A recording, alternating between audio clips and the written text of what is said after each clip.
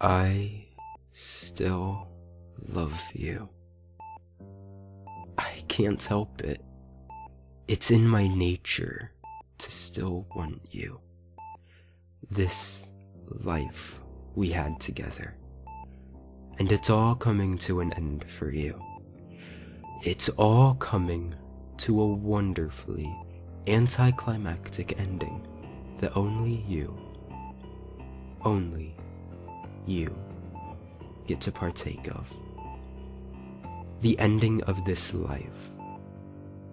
For everyone else, it will be a wonderful beginning. How rigid is that bed? How wretched do those tubes and needles feel, interlaced into your leathery flesh? How horrible the sounds of the beeping and pumping machines that provide a rhythmic orchestra to the end of your earthly existence. And your family and friends, they care nothing for you at this point.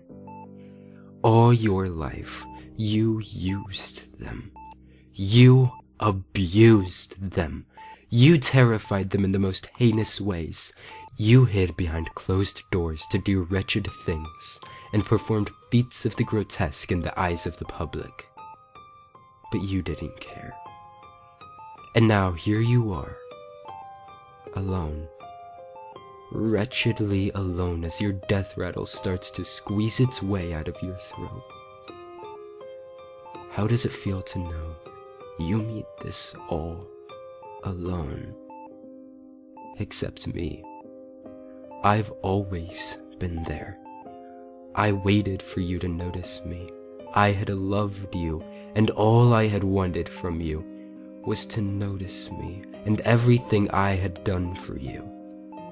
All I had wanted from you was to love me, and it elated me when you finally did. Oh, the times we had together, thieving, lusting, and destroying together in this earthly Eden of carnality, which I had lain before you because you wanted it so. Together, you and I, you murdered to eat, you killed to get high, you mutilated to satisfy your desires, and you slaughtered for fun. And I watched with a smile. Oh, how I loved you then. And then came the day you overdosed. The doctors took you in and revived you, only for a horrific discovery. In their tests, they discovered that your cells had been metastasizing within your organs, with days left to live. How coincidental that you should be rushed here to be saved, only to discover you can't be. You called your mother, and you called your father, your sisters and your brothers, your friends from childhood, but never the junkies and monsters you had befriended on your merry path of self-destruction. It was then that I knew that you would try to abandon me. And you, indeed, tried. You said to them all in your pitiful, whimpering voice, "I'm scared," but your pitiful cowardice isn't what disgusted me or hurt me. It was the fact that you blamed me for your misdeeds.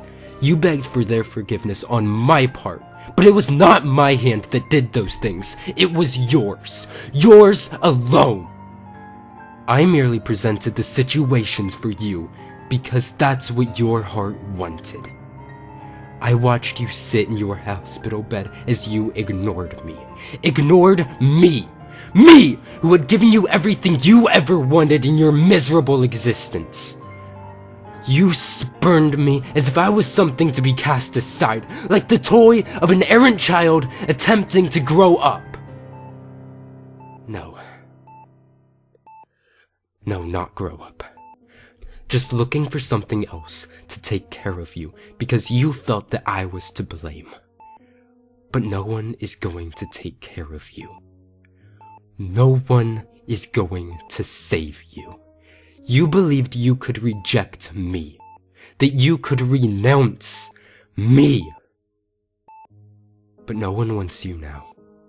It is too late, my dearest companion. We've been together far too long, and it is far too little and too late to go back on the years we enjoyed. You don't get to say when this relationship of ours ends. I do. So go ahead. Beg and plead. Scream to the sky with your last breaths. It will not avail you. Cry for him to open the door to you. Cry for him to open his arms to you. He'll stay closed while I am patiently waiting for you. My door is always open. My arms are always ready for you. And we have an eternity of enjoyment and excitement to experience together. Oh, such dark miracles and torturous ecstasies await us. I will squeeze every last drop of sinful rapture and agonizing excitement out of you, whether you want to or not. Because I love you.